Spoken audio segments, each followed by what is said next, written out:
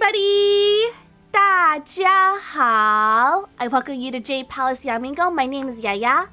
This ancient vessel is perfect for holding food and water, but it played a much bigger role in history. So let's get started. These ancient bronze vessels, or cauldrons, are called ding. They are used in a variety of ways, from cooking, storage, and most importantly, for ritual offerings to the gods or ancestors. They are considered one of the most important shapes in bronze ritual vessels used in ancient Chinese rituals. While we basically call all these types of cauldrons as ding, there are several different shapes of cauldrons and are named based on their shapes. Ding can refer to the ones with round bellies and 3 legs, like the one I have here. Rounded tripod cauldrons are the standard shapes for ding. Round cauldrons are still used today. You can mostly see them at temples for burning incense. Another popular shape are the rectangular ones with 4 legs. These are called fang ding. Fang means rectangular, so the name really fits.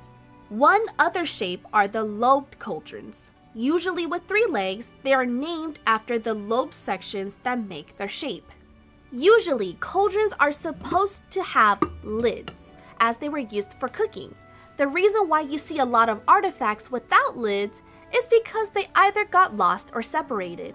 However, the cauldrons that you usually find in tombs were most likely not used for cooking, but made specifically to follow the owner into the afterlife. Their origins date back almost 4,000 years ago. Some of the earliest ding artifacts recovered were actually ceramic dings from the Xia dynasty from the early Tao site. The early Tao culture was an early Bronze Age society that existed in the Yellow River Valley around 1900 to 1500 BCE. While ding can be found all the way back in the Xia dynasty, it wasn't until the Zhou dynasty that their importance was emphasized. During the Shang dynasty, the dynasty right before the Zhou dynasty, the most important bronze vessels were instead bronze wine vessels. Ding was still used in ritual sacrifice, both human and animals. Sacrifices were meant to appease the ancestors, and if the ancestors were happy, then the living world would be blessed with good fortune. The de-emphasized ritual use of wine vessels and instead replacing it with cauldrons was due to the Zhou dynasty establishing their rule and delegitimizing the dynasty they overthrew. King Wu of Zhou believed that the Shang were drunks, and it was their overconsumption of wine that led to the last king to lose the mandate of heaven, which is what led to the Shang dynasty's downfall. Wine was a very important part of Shang dynasty rituals, so wine vessels far outnumbered other bronze vessels. The Zhou dynasty, in order to safeguard their own dynasty, produced fewer wine vessels and replaced their importance with a vessel for cooking and storage, the ding. What roles did they play? What was the purpose of these vessels? Under this dynasty, ding and the performance of associated rituals became a symbol of authority, meaning that other than ritual sacrifice, these bronze vessels were also a symbol of status. The number of ding production varies according to a person's rank in nobility. Possessing one or more ding was often associated with power and dominion over the land. We can see the association between the number of ding and power in the tombs. Emperors were buried with 9 cauldrons, feudal lords with 7, ministers were only permitted 5, and scholar bureaucrats only had 1 to 3. Since possession of one or more ancient cauldrons is often associated with power over the land, the term wen ding, or inquiring of the ding, is often used interchangeably with the quest for power. Here's the thing, even though they were important symbols of power, they were still used for cooking, storage, and ritual sacrifice. They were still useful. Scholars aren't exactly sure the exact process of how these vessels were made, but they have speculated that people were usually sacrificed in making one. This is to make sure that these bronze vessels were given high essence or life in order to protect. But let's talk about the technical process. Again, historians aren't 100% sure of the exact method, but they believe that the ancient Chinese used piece molds instead of the lost wax method, especially during the Shang and early Zhou dynasty. They would first make a clay model of the object. Then another layer of clay will be packed onto the model and allowed to dry. Once dried, they would cut it into sections, pried off, and fired. Then the model would be shaved down and become the core of the mold, with the sections assembled around it. Molten metal would be poured between the two layers, and once the bronze has cooled, the mold would be broken to extract the vessel. And finally, the surface of the bronze vessel would be burnished smooth. Since there isn't a single mold constantly being used, the piece mold method produced a unique mold every time. No two vessels look the same. What is also unique about them is that the designs and decorations were made directly into the model, or were cast into the bronze after it was modeled, not worked on afterwards once the metal has cooled. You can find an assortment of designs decorating the vessels, the most popular being animals or mythical beasts.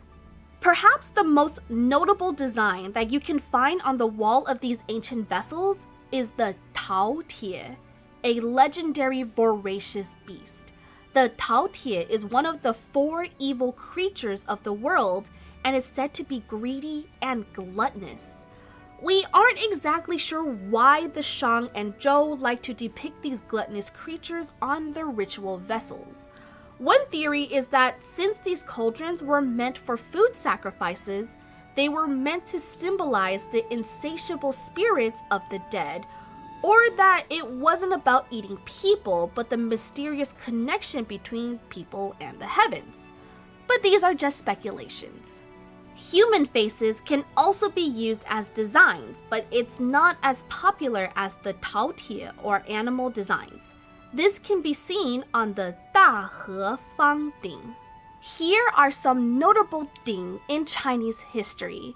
I can make videos that go more into depth on each artifact, so let me know if you'd like to see that in the future.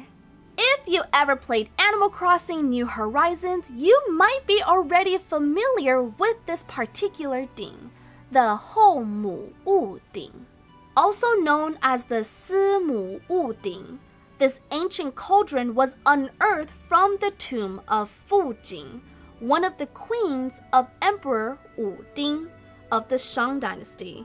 The Hou Mu Wu Ding is a Fang Ding, a rectangular vessel with 4 legs. It is named for the inscription on the interior wall, which reads Queen Mother Wu, the temple name of Queen Fujing. Jiu Ding, the 9 tripod cauldrons, were a collection of ding that were casted by the legendary Da Yu of the Xia dynasty. They were viewed as symbols of authority to rule under the mandate of heaven. After Da Yu finished taming the floods, he divided his territory into 9 provinces and casted the cauldrons to represent them. When the Xia dynasty fell, they were passed to the Shang, and then the Zhou when they came to power. However, these 9 cauldrons disappeared when the Qing dynasty overthrew the Zhou, forever lost in time. We don't exactly know what happened to them, but there are 3 theories. First was that they were lost to the Si River en route to the Qing state. Second, that they were stolen. And the third finally being that they were melted down and recasted into coins or weapons during the final year of the Zhou dynasty. According to historical records, both Qin Shi Huang and Emperor Wen of Han have searched for them in the Si River, but with no success. And finally, the Ding character is perhaps one of my most favorite Chinese characters. Look at the character. This is one of the most notable ones where you can tell that Chinese characters were based on pictographs. I have a Teespring if you'd like to support the channel. I have a lot of super cute designs that I'm really proud of, so please check it out if you can. Link is in the description below. So what do you guys think? What do you guys think about these ritual bronze vessels? Leave a comment down below because I would like to know. Please leave a comment if you can. It really does help out small channels like mine. You can also let me know what topics you would like to see me cover in the future. If you enjoyed this video, please give it a like and subscribe to Jade Palace Yamingong. I would very much appreciate it. And until next time, 再见啦，拜拜。